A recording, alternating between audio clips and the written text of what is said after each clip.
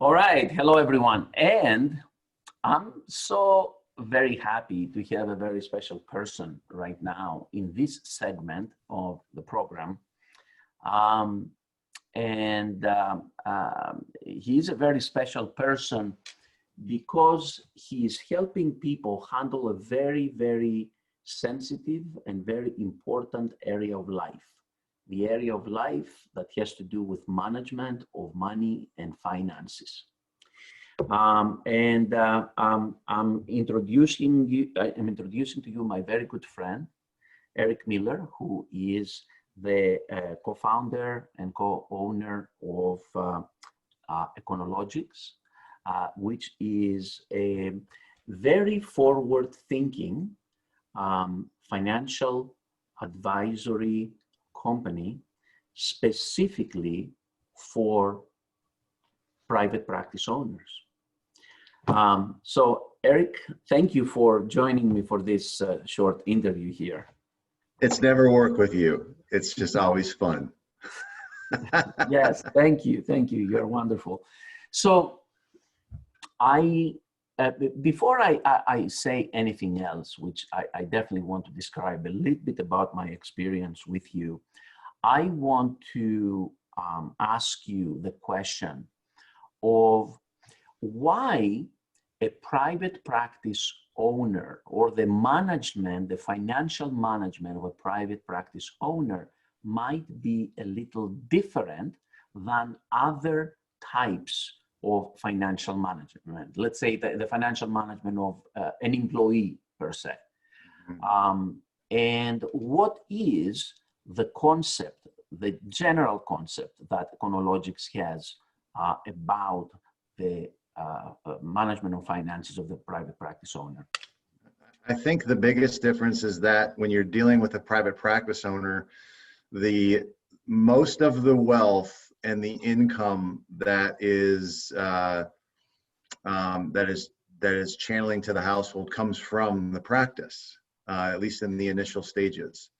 It is the biggest asset. It is the largest investment. It is where that person spends most of their day. It's where they spend most of their time and resources and energy.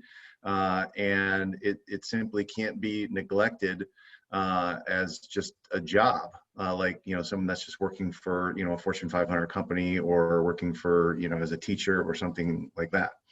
So as a financial advisor, our job is to make sure that we help that person manage their household.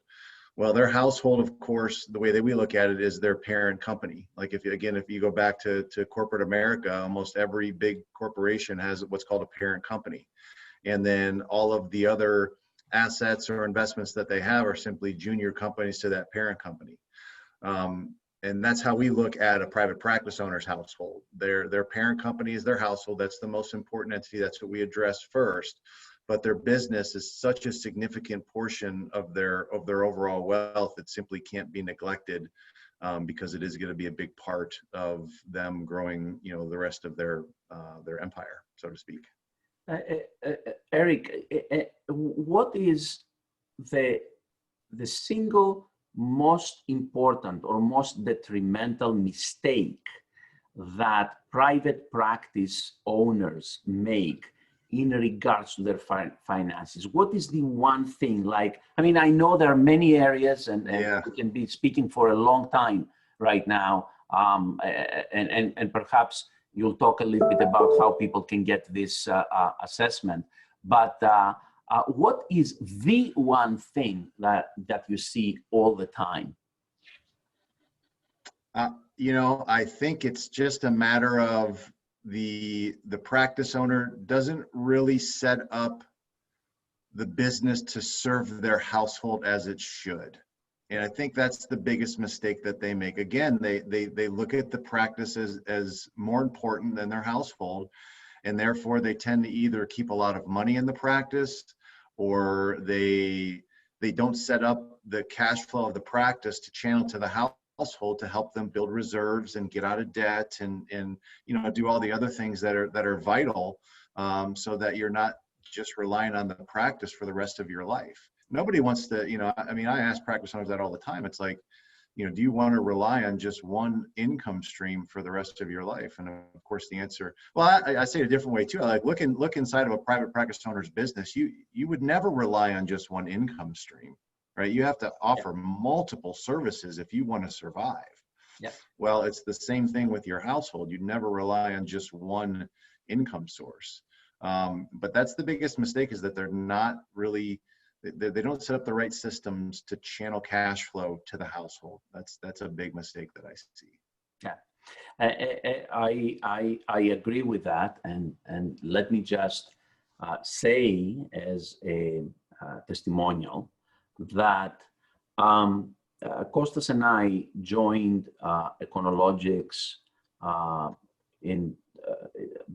we found out about you guys actually only about 2.5 years ago. So we are with you guys about 2 years and a few months, I think, right now. Mm-hmm. In this period of time, let's say in a period of time of 2 years, we've had the equivalent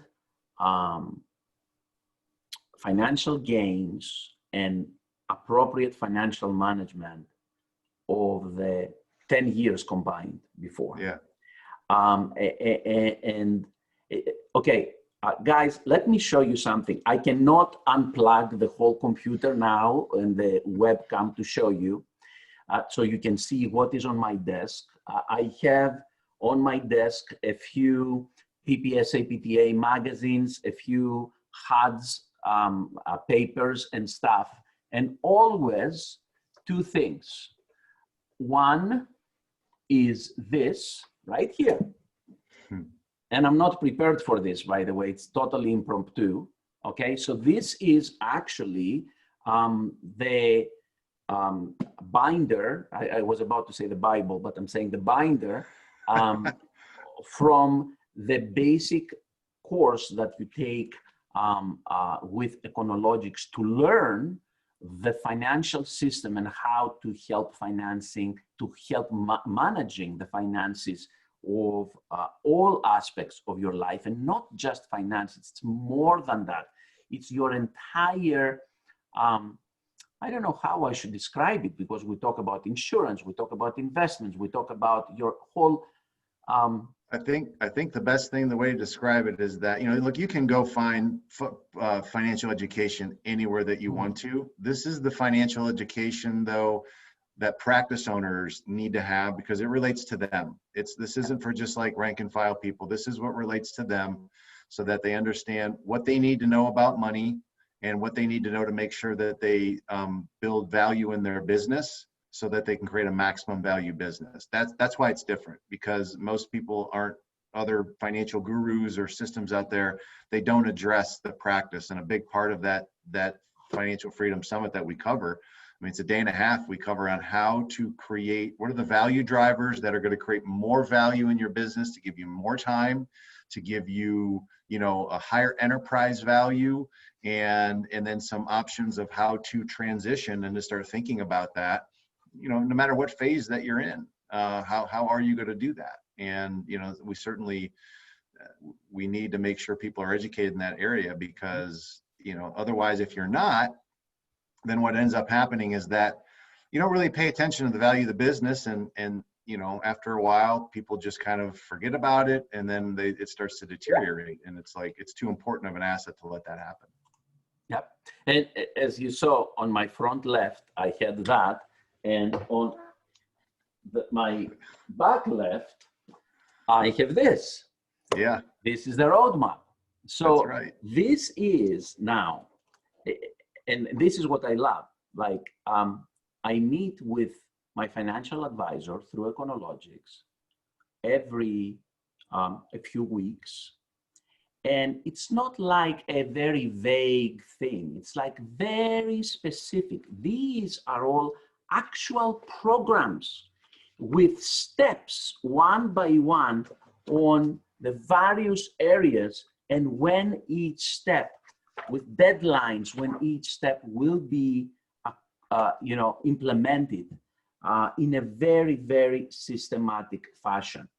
I want to tell you, and I'm going to do full disclosure, I don't care. I'm going to show you that when I did my very first one, I'm not going to show you, it's horrible. It was an F. I got an F on the very first, um, you know, kind of quiz that I did, just because the overall, it's not only like, okay, how much money in the bank you have. That's not what that represents. Mm-mm. What do you do with this money? How do you manage this money? And all and how secure this money is. So there are a lot of different things that Costas and I had the opportunity to learn and work with Eric and his team, and we're so happy about that. Well, I think most of the people that, most of your clientele, I mean, look, you're medical professionals, you're evidence-based people. You rely upon statistics and diagnostics and measurements and all of those things to see where the problem is, and then go in and fix it, right? And it's always been with me with personal finances, that hasn't been the case. Most practice owners are not using correct financial statistics. I showed you what a plan looks like because it has action steps and programs and accountability and time frames. Most people just get what's called a proposal, which is, hey, here's where you're at, buy this investment and this insurance product, and we'll talk to you in a year and a half. That's typically what most people get from a non-industry specific financial advisor.